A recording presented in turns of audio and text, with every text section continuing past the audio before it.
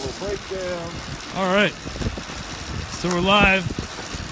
This is Still out on the trail. WooFDriver checking in. We're checking out in the trail. And it's nightfall right now. Well, it's getting there. But anyways, here we have Zorro running along.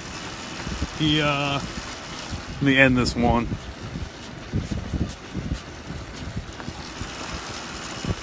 We're live to you from the C&O Canal Trail. And this is in Western Maryland. We're out of Baltimore. They saw the video. Tell them what we went through. Ah, okay. So anyways, we broke down at about the 5 mile mark.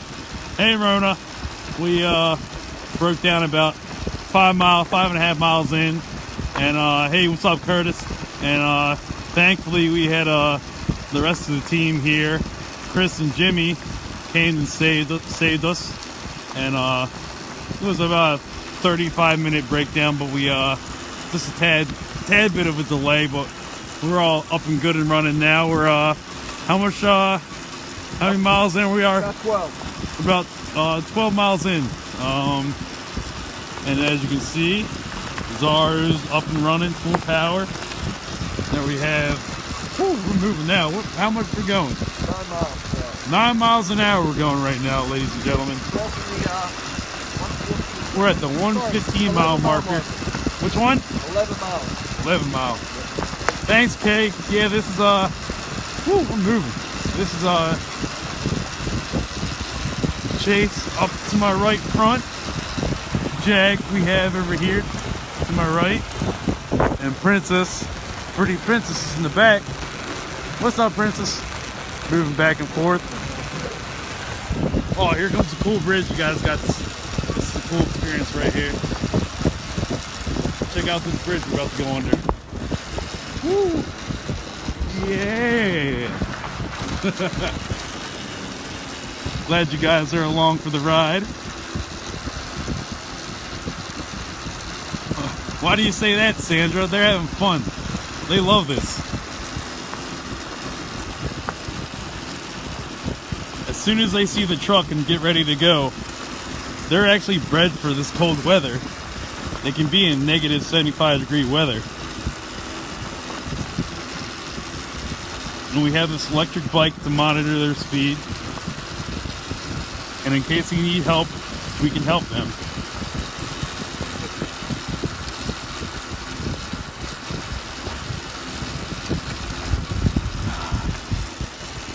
This is what they thrive on. I guarantee we like I said, we broke down earlier, and it was a good 30 minutes we had before the rest of the team came and helped us get back on the road.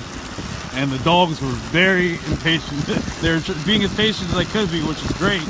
And they learned patience, but they were ready to go. As you can see, we're going about 9-10 miles an hour right now, and they thrive on this. This is the exercise they want and they need.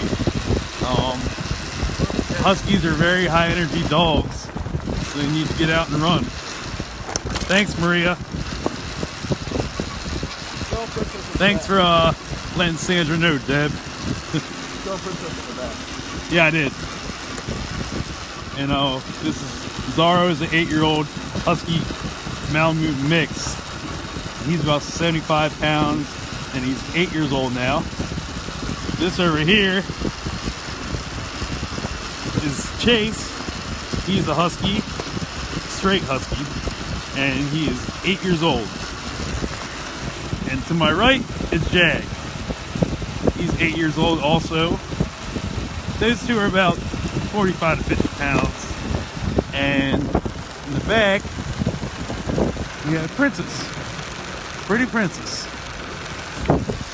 And the driver is the pack daddy. That's the WooFDriver. He's not telling you his age, and I think he's definitely not telling you his weight. Hey, take these. What it's about, 2 Big Macs. We probably are, Curtis. Hi, Duano from Chile. Danny, by the way, part of the Wolfpack team. And as you can see, Princess is popping her head back and forth behind me. She's our retired sled dog. She's 14 years old, and she has a custom seat in the back of the bike she rides in when she needs to take a break. So, we're moving right along. We got maybe a mile left. Yeah, mile and a half tops. We've it's a little chilly up here, but the dogs love it. Yeah, I don't have my gloves are in my fingers, so it's a little cold. We're moving right along. Like I said, we're going like 10, 11 miles an hour, and it's getting dark out here right about now. So we're getting towards the end of the trail. We good? Uh-oh. Hold on. What happened? It's the same thing as before. Are you serious? Yep. Oh, well, looks like we ran into another brief delay. Oh, and this time we're in the, I don't know where we are. Oh. I'm actually gonna, sorry guys for the stoppage, but something happened to the bike. Same problem. I'm actually gonna get off right here. Well, you can talk for a little while. I gotta warm my hands, dude. Oh. My hands are freezing. Sorry guys, I'll get check back in when we're back up, and well, actually I'll stay on, screw it. But bike broke again. we're stopped right now. It's Yeah, same pretty exact princess. thing. You can't move. Something happened to the bike. Not sure what. This is how we broke down earlier. Oh, we're about a good mile But up on that. shoot. Good mile up on that. Tell him bring a hand warmer.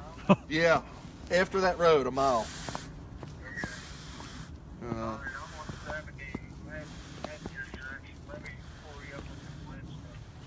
Hey Lisa Marie from my Australia. Phone's dying. I'm gonna have to do it from another phone. We're at 113.4, so you were at 114.5.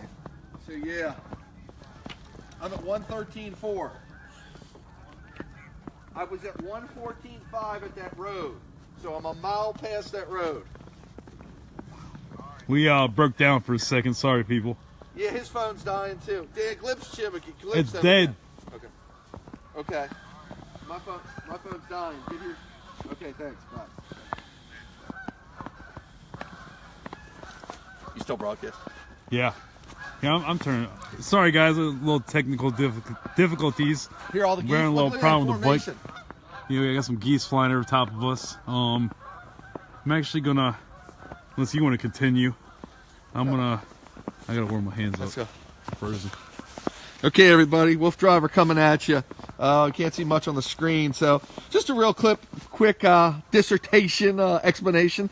Everything's running real well. Dan's now part of the Wolfpack team, WooFDriver team here. Princess is in her seat.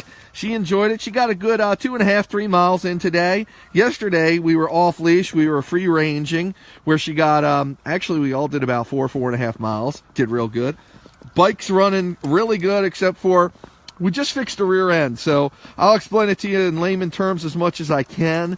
But basically, only one wheel used to spin, so it was we for some reason something got loose on it, so we've been riding on one wheel, which has been fine. But we wanted to make better traction, especially with the snow, so we had to take the bike apart and kind of rebuild the back end, the rear end, what they call it. So we just did that, and with that always comes some hiccups. When it was put back together, there was some, I guess, a little bit of learning curve there, how we were going to do it. Everything's custom built here, and there's a problem with it, so we know how to fix it. Chris is our master mechanic, and we work with a place out in Utah called Utah Trikes, and Chris did what he could to repair it temporarily. He'll be able to fix it more when we get it to our shop, but that won't be till tomorrow. So we were just trying to finish the trail. We're about a mile short, so we've got another bike on hand. We always come out with a whole WooFDriver pit crew team extra. They're actually called dog-powered go-karts. That's the official WooFDriver name, all the bikes I use. And they're on our way to us now. We're caught in the middle of a snowstorm. That's why I tell everybody, tune into WooFDriver, because you never know what's going to happen. It's like a reality show as it unfolds. Dogs are doing great. That's, of course, the most important thing. And we've got about, was that caught in there? Yeah, I wonder. I don't think that was the problem, but we could try. We've got about, there was a branch caught in. Nah, it's still locked up. We've got about 14 miles in right now, folks. We were shooting for another mile. Doesn't look like we're going to make it on this bike. So what will happen is Chris and Jim will bring us the other bike out. We'll put the dogs on that. We'll run the extra mile. Or we'll do a repair job, just kind of a patch to get us through. The chain came off. What's that? I think the chain came off. Came off? It did. Okay, so that's where we're at. We're going to try to address this. We're getting too dark out here.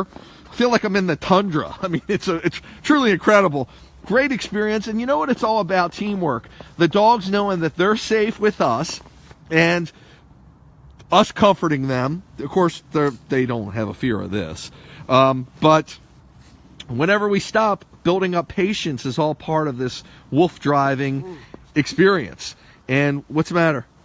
No, you're cold. He's cold. So we worked through these situations together. You can see Jag's taking a little breather there, which is awesome to get to lay down. And remember, they're really well insulated. I don't know if I ever mentioned this, but a husky's coat and northern breed coats, as far as I know, all the northern breeds, they are hollow fiber hair. So they actually are insulated like your insulation where they try to insulate a house. They try to keep some air, sealed air, because that's the best kind of insulation. And their hair is actually hollow fiber, which means it has it's hollow on the inside.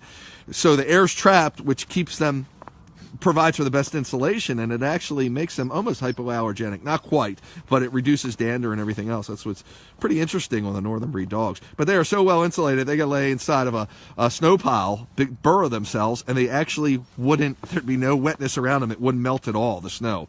Pretty incredible.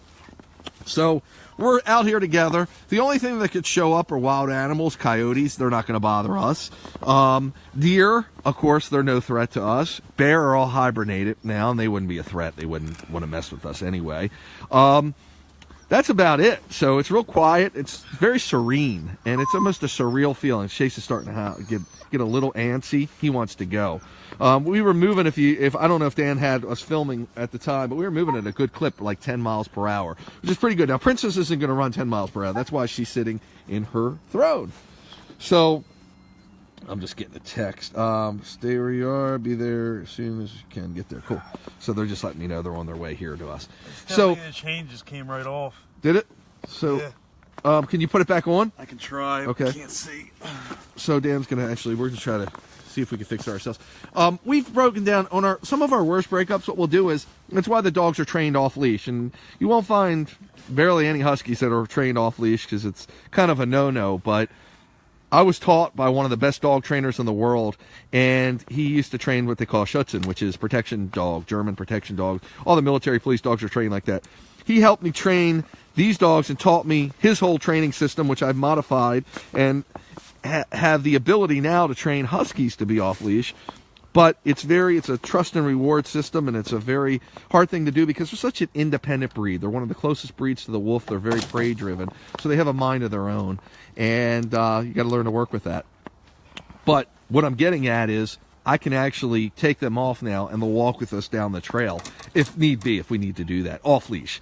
I do have the capabilities. You see the vest I usually wear. I'm not wearing that today because I have a cold weather suit on, and it's just too much. But I have a belt with me where I can actually harness them all too if I needed to, but running off leash would be fine here. There's nobody else here. So that's where we're at, folks. I really appreciate everybody joining us. Love seeing everybody. Look at Chase. I don't know if you can see that face, but he's got his face in there. He's like, come on, Dad, let's go. He doesn't realize there's a breakdown happening. Hope to have a lot of more live broadcasts for you. If you want to know what I'm doing, you can always put WooFDriver in Google, and it'll bring up all my websites and everything else. And I hope to have some new ways that you can keep a better tabs on me and see what's going on. Yeah, it is cold. Hi there. It's pardon me for not being able to see your name just because the screen's frozen. It is cold here. For the huskies, it's nothing. Remember, their whole the way they're insulated and their fur and their bodies are designed, actually, they could go to 70 degrees below zero. It's cold for us. We've got the right gear on. I'm wearing a cold suit right now, an Arctic suit, and they're good as they are. Now, they are long-haired Huskies. They're called a woolly coat, which is a long-haired double coat dog. And it's actually, they're an anomaly in the wild. There are not that many of them because it actually is more of a hindrance to them because in precipitation, it can actually stick to their fur and build up ice. Now, they're not wild. They're domesticated, so they're inside a house at night. But in the wild, that would be a detriment to them because it would weigh on them the ice, and it could actually chill them. So that's one thing you would need to be aware of if they were in the wild. That's why it occurs very little. Now they breed for that purpose because of the look of them, and for doing what we're doing here, being house dogs essentially, it's fine. But out in the wild, it would be hard for them to survive a really, really cold winter. It would be not comfortable. Let's put it that way. So all kinds of little tidbits I'm trying to give you there. So please tune in again. We'll be back at you live in hopefully a lot of different situations where I run the dogs off leash, where we do lure coursing and all kinds of cool stuff. My name is Bill. I'm the WooFDriver. Thanks so much again for joining us. And hopefully we'll do a wrap-up when we get to the truck and have a little more light and you'll be able to see everybody. Have a great evening. Talk to you soon, folks. Thanks so much. Zara's taking a breather there, too. Thank you again for joining us. WooFDriver signing off.